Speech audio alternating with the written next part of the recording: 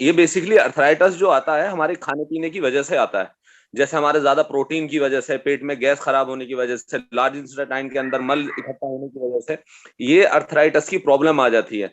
और ये लोग जितने भी अर्थराइटिस के, जितने भी एलोपैथिक के डॉक्टर हैं, ये सिर्फ पेन किलर की मेडिसिन देते हैं और इसके अलावा और कुछ नहीं देते हैं वो लोग।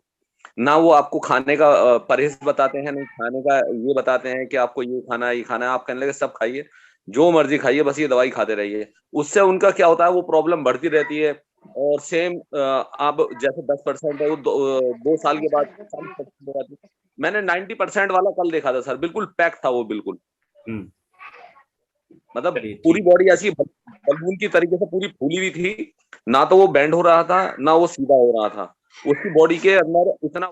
Sir arthritis basically uric acid बढ़ने की वजह से होता है, और ये अपने बोन के अंदर जो क्रिस्टल है यूरिक एसिड के, वो जम जाते हैं। फीमर बोल, टिबिया बोल, जो भी बोन्स हैं उसके अंदर कार्टिलेज घिस जाते हैं, फ्लूइड कम हो जाता है, इसकी वजह से स्टिफनेस आ जाती है। और ये सब चीज होती है कि अपने शरीर के अंदर कैल्शियम का एब्जॉर्प्शन जो है वो प्रॉपर नहीं हो पाता। वो प्रॉपर इसलिए नहीं हो पाता क्योंकि अपना पाचन थोड़ा सा कमजोर होता है। इसके लिए केमिकल आता है 125 DCC, वो प्रॉपर नहीं बन पाता। इसकी वजह से कैल्शियम का एब्जॉर्ब नहीं हो पाता, इसकी वजह से अर्थराइटिस की प्रॉब्लम होती है। चलिए, बिल्कुल सही बात है, आपने भी ठीक बताया है। अजहर सर की बात भी बहुत हद तक ठीक है, उसके ऊपर भी मैं फोकस करूंगा तुरंत 2 मिनट में। और हम लोग के साथ में एक जयश्री मैम है, आप भी कुछ बताना चाहेंगी क्या? हाँ जी सर, ये सारे जिन्होंने पॉइंट्स बताए सबके सब सही हैं। उसमें एक बात और ऐड करना चाहूंगी कि डॉक्टर्स मेडिसिन तो देते हैं बट हमारे एसिडिटी का बॉडी में कम नहीं करते हैं। तो फिर क्या है कि अल्कलाइनिटी की कमी होने से कारण प्रॉब्लम वही का वही रहता है, वो सॉल्व नहीं हो पाता है। ये भी एक पॉइंट है। चलिए, आप सभी लोगों का बहुत अच्छा पॉइंट है, बहुत अच्छा, धन्यवाद। आप सभी लोगों ने इतनी छोटी शब्दों में इतनी गहरी बातें आप लोगों ने कही है।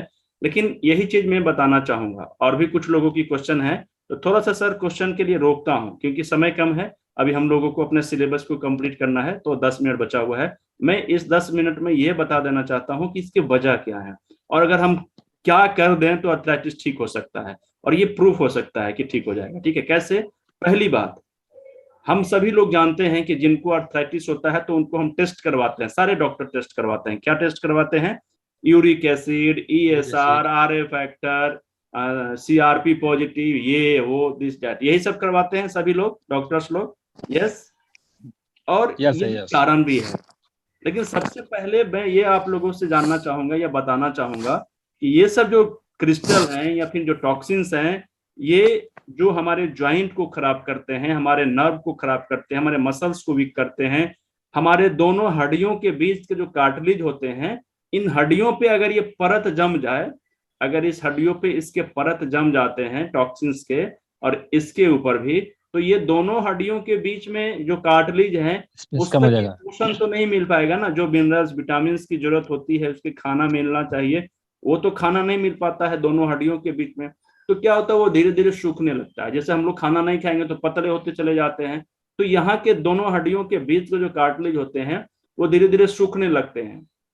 और जब ये सूखने लगेंगे तो क्या होगा, दोनों हड्डियां आपस में धीरे धीरे चिपकने लगेंगी, और जब दोनों चिपकने लगेंगे तो फिर ये घिसने लगेंगे, दर्द होने लगेगा। ठीक है, इन सब चीज के पीछे का जो वजह है वो ये है कि हमारा खराब पाचन तंत्र, ESR हो, यूरिक एसिड हो, RA फैक्टर हो, CRP पॉजिटिव हो, चाहे RA कुछ भी हो, ये सब हमारे शरीर में टॉक्सिन्स के रूप में बनता है, बनता सभी लोगों को है, लेकिन ये एक्सेस बनने लगता है। ध्यान से समझिएगा, 2 मिनट की बात है। ये टॉक्सिन्स हमारे शरीर में एक्सेस बनने लगता है, और ये जरूरत से ज्यादा बनने लगता है। पहली बात, पहली गलती क्या हमारा शरीर कर रहा है, ये एक्सेस बना रहा है।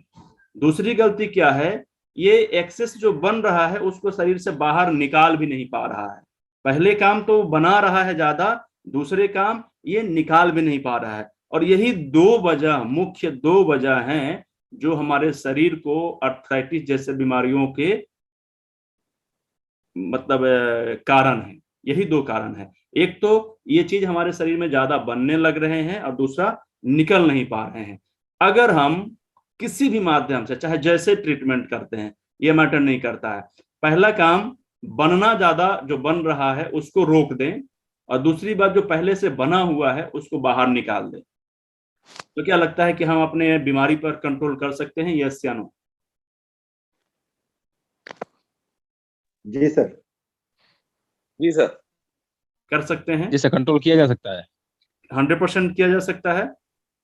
जी सर, 100%। चलिए, तो आज की क्लास में हम लोग यही समझेंगे कि कैसे हम इन टॉक्सिन्स को बनने से रोक दें, कम कर दें, ये हमारा पाचन इतना स्ट्रांग हो जाए कि इन टॉक्सिन्स को बनने ना दे, और पहले से जो बना हुआ है वो सबको रिमूव कर दें। ठीक है, ये दोनों सिस्टम पे आज हम लोग बातचीत करेंगे, और ये सेशन 5 से 6 मिनट का और है। तो और इस चीज के लिए मैं ये बताना चाहता हूं कि जॉइंट डिटॉक्स पे जब हम लोग काम करते हैं तो कैसे हमारे जॉइंट डिटॉक्स के मरीज को आराम मिलना शुरू हो जाता है। आप लोग वीडियो देखे होंगे सीआरपी पॉजिटिव के, मात्र 1 महीने के अंदर में उनको जब हम लोग डिटॉक्स किए तो उनको आराम मिला, और इतने दिनों से और परेशान होते हैं लोग, अलग अलग तरीके की दिक्कत समस्या आ जाती है। ठीक है, तो उनके लिए क्या है कि क्या किया जाता है, मैं बता देता हूँ। सबसे पहले जब बेसिक डिटॉक्स करते हैं तो उनके शरीर के स्ट्रेंथ इतने ज्यादा बढ़ जाते हैं कि उनके शरीर का पाचन तंत्र सबसे अच्छा होने लगता है। एसिडिटी की कमी आने लगती है, शरीर में एसिड नहीं बन पाता है, अल्कलाइन की फुलफिल होने लगता है, हमारा शरीर का पीएच वैल्यू बनने लगता है। और इसको करने से क्या होता है, हमारा जो फैक्ट्री है ना, स्प्लीन, अच्छे अच्छे ब्लड बनाना शुरू कर देता है। और जैसे हम लोग फिर मास्टर डिटॉक्स करते हैं, यानी लीवर की सफाई करते हैं, तो लीवर में जो पहले से कचरा भरा हुआ है, गंदगी बना हुआ है, टॉक्सिन्स भरा हुआ है, toxins in the sense uric acid, ESR, RA factor, ये सब जो बना हुआ है उसको सबको बाहर रिमूव कर देता है। और तीसरी चीज, जब हम यूरिन को साफ करने के लिए, यानी किडनी को साफ करते हैं किडनी डिटॉक्स करके, तो हमारे ब्लड में जितने भी टॉक्सिन्स इस तरीके से भरे हुए हैं उन सब को ब्लड को छान छान के साफ कर करके यूरिन के माध्यम से बाहर निकालना शुरू कर देता है। ठीक है सॉरी। तो जैसे ही हम लोग बेसिक डिटॉक्स पे काम शुरू करते हैं तो बेसिक डिटॉक्स के अंतराल ही ये सारी बीमारी को कैप्चर करना शुरू कर देता है। लेकिन जो पहले से हमारे जॉइंट में फंसे हुए टॉक्सिन्स हैं उसको ठीक करने के लिए हमें स्पेशल डिटॉक्स करना पड़ता है, जिसको हम लोग बोलते हैं जॉइंट डिटॉक्स। और इस जॉइंट डिटॉक्स को करने में मिनिमम 45 दिन और मैक्सिमम 50 दिन, यानी 45 से 50 दिन का यह ट्रीटमेंट चलाना होता है। इसके अलावा इससे ज्यादा नहीं करना होता है। और जॉइंट डिटॉक्स हर एक 5 साल में एक बार किया जाता है। ठीक है, इससे ज्यादा कम समय पे नहीं। और अगर हम 40 साल 35 साल की उम्र से ही अपना जॉइंट डिटॉक्स हर एक 5 साल पे करते रहें तो निश्चित रूप से पूरा बुढ़ापा खत्म हो जाएगा, हमें कभी भी जॉइंट की समस्या नहीं आएगी। अगर कितना भी पुराना बीमारी हो कस्टमर का या फिर पेशेंट लोगों का, तो उनको अगर हम जॉइंट डिटॉक्स कर देते हैं तो हम उसको इस लायक बना देते हैं कि वो अपने काम अच्छे तरीके से कर ले, फिजिकल एक्टिविटी कर ले, चल फिर ले, उनको बिना दवाइयों के दर्द जैसा फील नहीं होगा।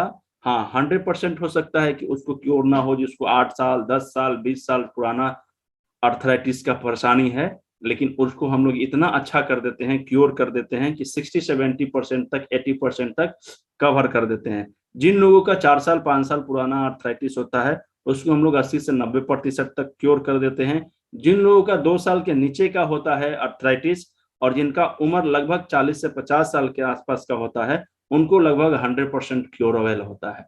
ठीक है, तो ये एक मैंने इसके ऊपर थोड़ा सा ओवरव्यू बताया है। अब इस सेशन के बाद में हम अपने जॉइंट डिटॉक्स करने के तरीके पे बातचीत करेंगे, और उसके बाद में हम लोग सारे व्यक्ति 2 काम करेंगे कि पहले तो जॉइंट डिटॉक्स करने से पहले बेसिक डिटॉक्स को कंटिन्यू करेंगे।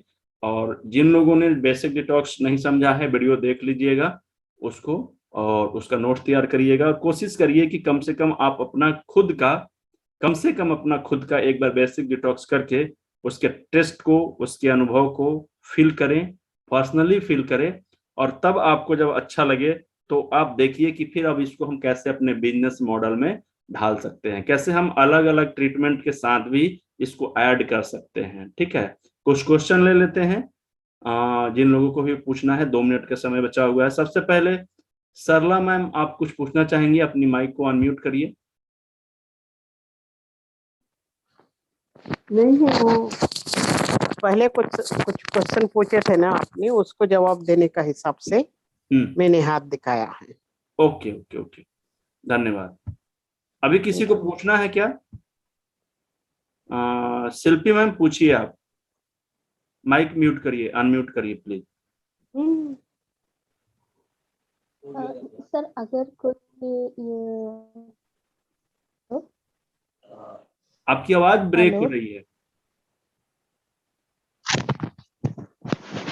हेलो, हाँ बोलिए, आने लगी। Hello sir.